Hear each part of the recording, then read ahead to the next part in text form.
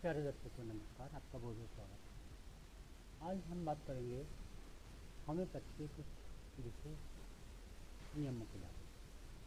Homeopathy अपने आप में एक यूनिक सिस्टम है और यह और बहुत सारी पद्धतियों से अलग हटते हैं। इसके सिद्धांत, इसकी फिलॉसफी ऐसी है कि इसे और सिस्टम से बहुत अलग बनती है।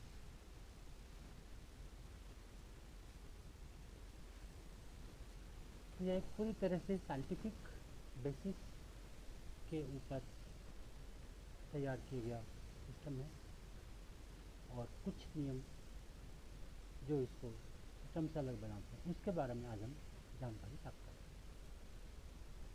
इसका एक नियम है लॉ ऑफ सिमिलिया, यानी होम्योपैथी काम करती है समय समय समयंती या लाइक क्योर लाइक के सिद्धांत से होती है। यानी जिस तरह की डिजीज इंसान के अंदर होती है उसी लेवल की उसी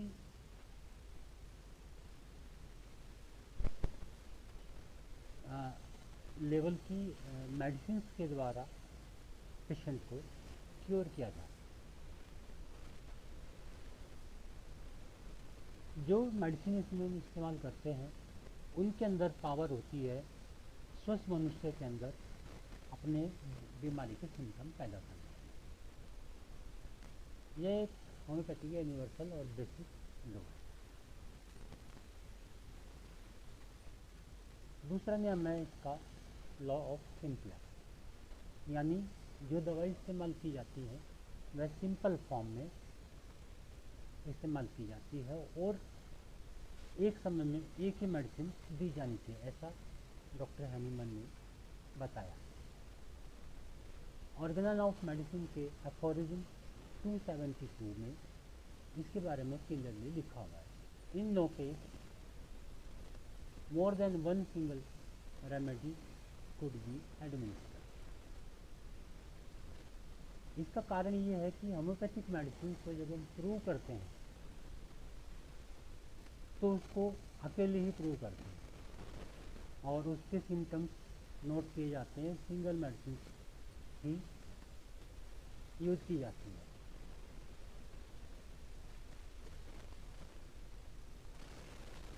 अगर एक से ज़्यादा मेडिसिन हम इस्तेमाल करते हैं तो हमें पता नहीं चलता कि कौन सी मेडिसिन ने इसको क्योर किया है और फ्यूचर के लिए एक जो रास्ता है वह बंद हो जाता है।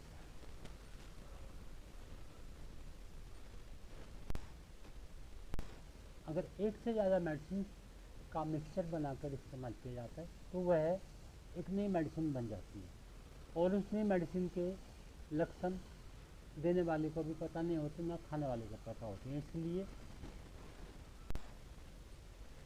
कोई भी मेडिसिन अगर दी जा रही है, अगर कॉम्प्लेक्स फॉर्म में दी जा रही है तो होम्योपैथी के सिद्धांत के अनुसार उसके पूरे लक्षण देने वाले को पता होना चाहिए और उसको पूरी तरह से प्रूव करना चाहिए, उसके बाद ही पेशेंट को दी जानी चाहिए। एक और कारण ये है कि वाइटल फोर्स जो होता है हमारी जीवनी शक्ति, वह है हमारे पूरे बॉडी को कंट्रोल करती है, वह सिंगल है, अपने आप में अकेली है और इसीलिए उसको अकेले मेडिसिन के द्वारा ही ट्रीट करना चाहिए। तीसरा सिद्धांत है लॉ ऑफ मिनिमम, यानी जो डोज दी जाती है वह बहुत सूक्ष्म मात्रा में होनी चाहिए ताकि उसका कोई नुकसानदायक प्रभाव ना पड़े और वह अपने जो ट्रीटमेंट है उसको जेंटल वे में पूरा कर सके। एफोरिज्म 246 में हैनीमैन साहब ने इसके बारे में लिखा है, मेडिसिन जो दी जाती है वह क्वांटिटी में स्मॉलेस्ट होनी चाहिए, थोड़ी मात्रा होनी चाहिए, लेकिन उसके अंदर इतनी पावर होनी चाहिए, पोटेंसी इतनी होनी चाहिए कि वह क्योर कर सके पेशेंट को।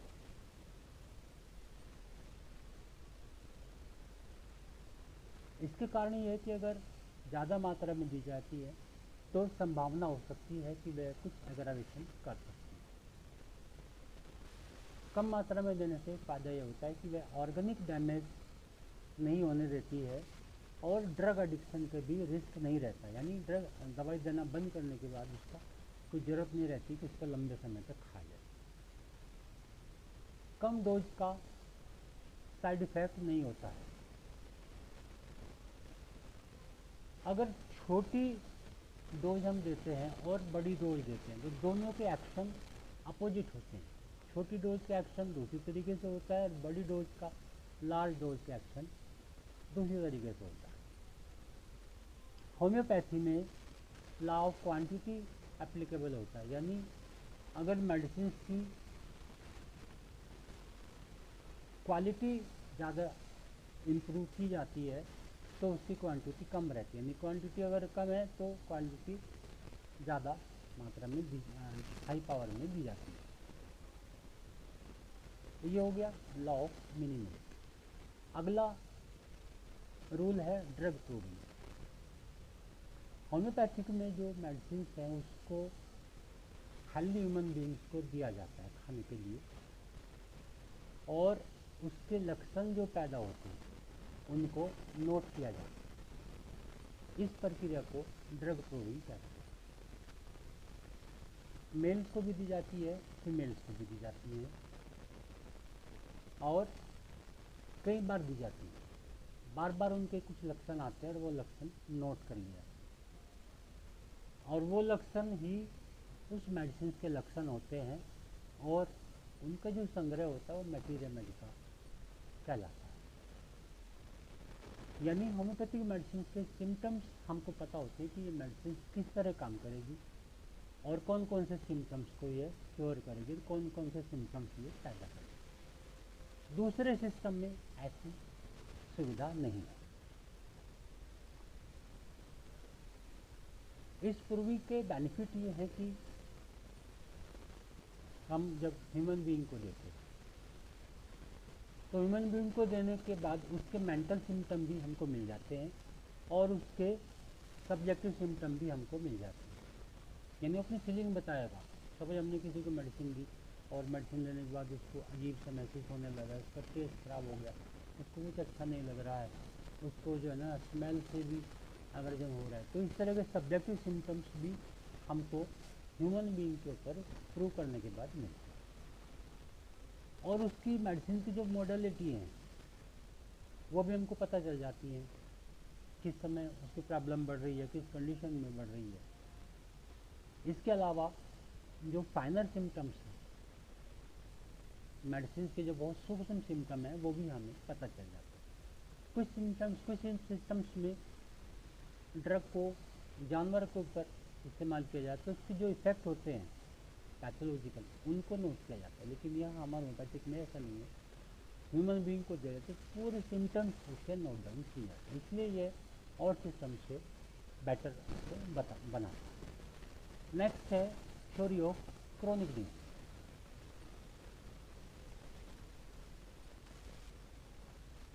होम्योपैथी सिद्धांत के अनुसार जो बीमारी लंबे समय तक चलती है उनके पीछे कुछ कारण होते हैं जिसको क्रोनिक मियाज्म कहते हैं। जब तक उन क्रोनिक मियाज्म को ख़त्म नहीं किया जाता है तो बीमारी बार बार आती रहती है। होम्योपैथी सिद्धांत के अनुसार हम इन क्रोनिक मियाज्म का पता लगा सकते हैं और उनको क्योर कर सकते हैं। होम्योपैथी में 3 तरह के मियाज्म मेनली होते हैं। एक सोरा होता है, साइकोसिस और सिफिलिस। सोरा सभी क्रोनिक डिजीज की मदर कहा जाता है। 8 में से 7 बीमारियां होने का कारण सोरा है। सोरा के अपने अलग सिम्टम्स होते हैं, मेंटल लेवल पर भी आते हैं, फिजिकल लेवल पर भी आते हैं। तो उन सिम्टम्स से पता लगा सकते हैं कि पेशेंट के अंदर जो मियाज्म ऑपरेट कर रहा है वो सोरा है या दूसरा। बाकी 1/8 बीमारियां हैं उनका कारण होता है साइकोसिस और सिफिलिटिक मियाज्म। साइकोटिक मियाज्म के अपने अलग सिम्टम्स हैं और सिफिलिटिक मियाज्म के अलग सिम्टम्स। इनके बारे में मेरी वीडियोस यूट्यूब पर ऑलरेडी डाली हुई है, आप चाहें तो वहाँ रेफर कर। इन मियाज्म को ख़त्म करने के लिए, क्योर करने के लिए एंटी मियाज्मेटिक मेडिसिन भी होम्योपैथिक में उपलब्ध हैं। एंटीसोरिक मेडिसिन, एंटीसाइकोटिक और एंटीसिक्लिक। अगला हमारा जो सिद्धांत है the theory of vital force. Homeopathy के अनुसार जो इंसान है वह 3 लेवल के ऊपर काम करता है, 3 तरह से वो ऑपरेट किया जाता है। एक हमारा फिजिकल बॉडी होता है और फिजिकल बॉडी को ऑपरेट करता है माइंड, और माइंड को भी कंट्रोल करता है वाइटल फोर्स, या जिसको आत्मा या जीवनी शक्ति या सुपर कॉन्शियस किसी भी नाम से बुला। वह सूक्ष्म होती है और वो किसी भी मशीन से दिखाई नहीं पड़ती है। जब तक वाइटल फोर्स हमारा नॉर्मल वे में काम कर रहा है तो हम डिजीज फ्री बने रहते हैं।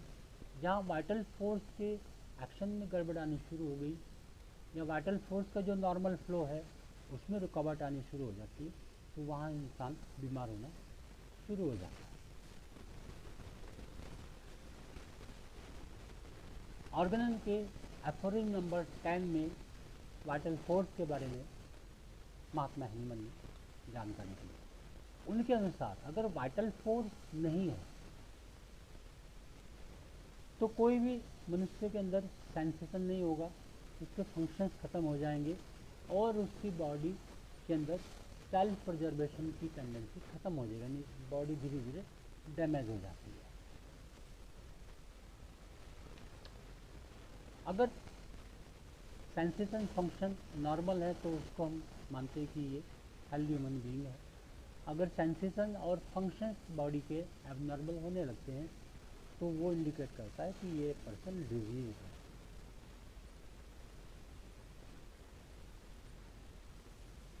यानी अगर मेरा ये हाथ है, मुझे कुछ फीलिंग नहीं हो रही है तो मैं मानूंगा कि मेरे हाथ के अंदर नॉर्मल फंक्शन है, कोई परेशानी। लेकिन अगर मुझे कहीं दर्द होता है या फिंगर में दर्द हो रहा है या कोई भी सेंसेशन अजीब सा मुझे हो रहा है, तो स्टिफनेस है, तो इंडिकेट करता है कि मेरे हाथ के अंदर बीमारी। तो हम होम्योपैथिक मेडिसिन के द्वारा हम वाइटल फोर्स के ऊपर काम करते हैं। होम्योपैथिक मेडिसिन बहुत सूक्ष्म होती हैं, इनके अंदर एटॉमिक एनर्जी होती है, वाइटल एनर्जी होती है, और वह vital energy atomic energy vital force के साथ काम करती है और वाइटल फोर्स को ताकत देती है। वाइटल फोर्स पूरी तरह से एक्टिव हो जाता है, हेल्दी हो जाता है, तो बाकी शरीर भी हमारा हेल्दी होने लगता है। तो यह भी एक बहुत यूनिक हमारा सिद्धांत है होम्योपैथिक कार्डियन। अगला हमारा सिद्धांत है drug provision, sorry drug dynamisation. Dynamisation वह प्रक्रिया जिसके द्वारा मेडिसिन के अंदर छुपी हुई लेटेंट पावर को एक्टिवेट किया जाता है। उदाहरण के लिए नमक हम डेली खाते हैं, खाने में, सब्जी में, हर चीज़ में डालकर खाते हैं। उसके अंदर कोई ऐसी मेडिसिन प्रॉपर्टी बहुत ज़्यादा नहीं होती है, थोड़ी सी होती है, हमको टेस्ट आ जाता है और हमारा बॉडी का जो है ना वो सोडियम और कैल्शियम लेवल को मेंटेन करता है। अगर नमक ज़्यादा हो जाता है तो बॉडी में सोडियम और कैल्शियम की मात्रा ज़्यादा हो जाती है तो मेटाबॉलिज्म में डिस्टर्बेंस आ जाता है। लेकिन जब इस नमक को होम्योपैथिक सिस्टम के द्वारा डायनामाइज या पोटेंटाइज किया जाता है तो उसके अंदर बहुत ज़्यादा क्यूरेटिव पावर डेवलप हो जाती है और बहुत बड़ी बड़ी बीमारियों को वो क्योर करने में कैपेबल है। इसी तरह से एक और एग्जांपल है कि अपनी मिट्टी या रेत, उसको हम खा नहीं सकते, खाने के बाद हमको प्रॉब्लम करता है। लेकिन अगर उसको होम्योपैथिक मेथड के द्वारा डायनामाइज किया जाता है तो उसके अंदर अथाह क्यूरेटिव पावर डेवलप हो जाती है और बहुत गंभीर बीमारियों को दूर करने में क्या करते हैं। होम्योपैथी में बहुत सारी मेडिसिन पॉइजन या सक्ष्य एक पॉइजन हो, उसको किसी इंसान को थोड़ा थोड़ा दिया जाए तो धीरे धीरे उसको ख़त्म कर देता है। उसी आरसी को जब होम्योपैथिक मेथड से डायनामाइज किया जाता है तो बहुत ज़्यादा क्यूरेटिव पावर इसके अंदर आ जाती है और एक तरह से मृत संजीवनी का काम भी करने लगता है। दो तरह से ड्रग डायनामाइजेशन होम्योपैथी में होता है, एक होता है ट्राइक्यूरेशन और दूसरा होता है सक्सेशन। ट्राइक्यूरेशन में सॉलिड फॉर्म में मेडिसिन बनती है, ये वो मेडिसिन जो लिक्विड फॉर्म में घुलनशील नहीं है उनको बनाया जाता है, और सक्सेशन में उन मेडिसिन को बनाया जाता है जो लिक्विड फॉर्म में या अल्कोहल में या पानी में घुलनशील होती है। उदाहरण के लिए हम, और इनको भी बनाने के फिर दो पैमाने होते हैं, एक होता है डेसिमल स्केल और एक होता है सेंटेसिमल। डेसिमल स्केल में सपोज हमें फर्स्ट पोटेंसी बनानी है तो हम एक पार्ट लेंगे मूल मेडिसिन का और उसके अंदर 9 पार्ट लेंगे बेस का, शुगर ऑफ मिल्क होगा या अल्कोहल होगा, और उनको 1 घंटे की प्रक्रिया तक रब किया जाता है। 1 घंटे की प्रक्रिया के बाद वह बनता है 1x। इसके बाद 2x बनाने के लिए 1x का एक भाग लेते हैं और उसमें 9 पार्ट बेस का या शुगर ऑफ मिल्क का या अल्कोहल का लिया जाता है, उसको 2x तैयार की जाती है। 3x तैयार करने के लिए 2x का एक भाग लेंगे और 9 भाग उसके अंदर अल्कोहल या शुगर ऑफ मिल्क मिलाते हैं। इस तरह से जैसे जैसे हमारी पोटेंसी बढ़ती चली जाती है तो मूल ड्रग की मात्रा कम होती चली जाती है। सेंटेसिमल स्केल में मेन मेडिसिन का एक भाग और 99 भाग अल्कोहल लिया जाता है, उसमें टाइम स्ट्रोक लगाए जाते हैं तो 1 पोटेंसी या 1C पोटेंसी तैयार होती है। 1C का 1 पार्ट लेंगे, 99 पार्ट अल्कोहल लेते हैं, उससे 2C पोटेंसी तैयार होती है। 2C का एक भाग लेंगे और 99 पार्ट उसमें अल्कोहल ऐड करेंगे तो 3C पोटेंसी हमारी तैयार। इसी तरह से क्रमिक रूप में तैयार हो जाती है। मोस्टली होम्योपैथिक में आज के समय में 6 पोटेंसी, 30, 200, 1000, 10,000, 50,000, 1 लाख, 10 लाख, 50 लाख, इस तरह की पोटेंसी मशीन।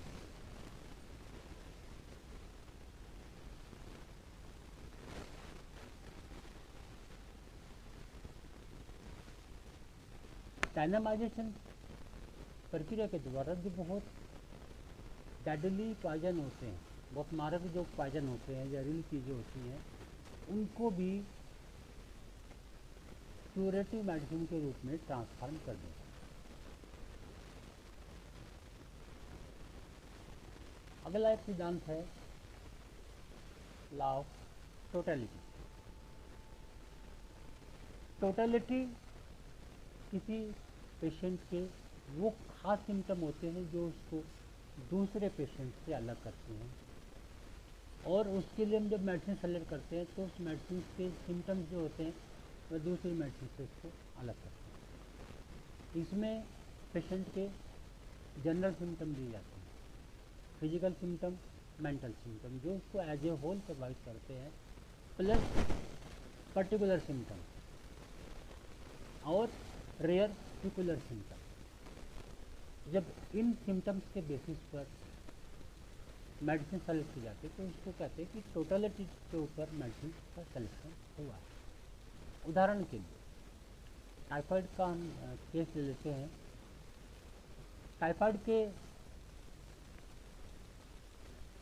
केस में नॉर्मली क्या होता है कि इवनिंग राइज फीवर होता है, सुबह से हल्का हल्का होने लगता है, शाम को थोड़ा सा हाई फीवर हो जाता है। इसके अलावा उसको फ्रंटल हेडेक रहता है, उसका टेस्ट जो है बड़ा ख़राब कर रहा है, स्पीड होता है, और उसको बैक में पेन होता है,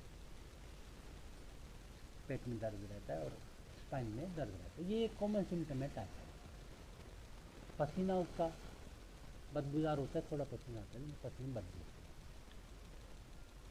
अब ये सिम्टम्स अगर हम लेते हैं तो बहुत सारी मेडिसिन होम्योपैथिक में है, लेकिन अगर पेशेंट इन सिम्टम्स के साथ साथ ही बताता है कि जी मुझे तो बड़ा बॉडी में दर्द महसूस होता है, मैं जब बिस्तर पर लेटता हूँ तो मुझे बहुत हार्ड महसूस होता है, तो वहाँ पर पायरोजन मेडिसिन इंडिकेट हो जाती है। अगर पेशेंट एक अनकॉन्शियस स्टेट में रहता है और उसको लगता है कि मेरे हाथ पैर अलग हो गए, उनको इकट्ठा करने के लिए लगा रहता है। दूसरे में टाइफाइड के सिम्टम्स आ रहे हैं, लेकिन ये सिम्टम भी अगर हमें मिल जाए तो वहाँ बैक्टीरिया इंडिकेट हो जाती है। तो इस तरह से हम टोटलिटी ऑफ सिम्टम के ऊपर मेडिसिन का सिलेक्शन करते हैं। अच्छा होम्योपैथ बनने के लिए हमें इन कार्डिनल प्रिंसिपल्स की डिटेल जानकारी होनी जरूरी है। इसके अलावा ऑर्गन ऑफ मेडिसिन, जो होम्योपैथी की जिसको हम गीता या बाइबल कह सकते हैं, इसके अंदर होम्योपैथी के सारे principles A to Z note किए हुए हैं। और महात्मा हेनिमैन ने बहुत मेहनत की है, सालों साल स्टडी और रिसर्च की है, और तब जाके ऑर्गन ऑफ मेडिसिन को डेवलप किया। ऑर्गन ऑफ मेडिसिन की डीप नॉलेज होनी भी ज़रूरी है। इसके अलावा एनाटॉमी, फिजियोलॉजी, पैथोलॉजी, इनकी भी जानकारी होनी ज़रूरी है। और होम्योपैथिक बैक्टीरिया मेडिका की भी थोड़ी जानकारी होनी जरूरी है। इतनी सारी जानकारी होने के बाद एक अच्छा होम्योपैथ बना जाए। वाणी को मैं यही विराम देता हूँ, फिर मिलेंगे।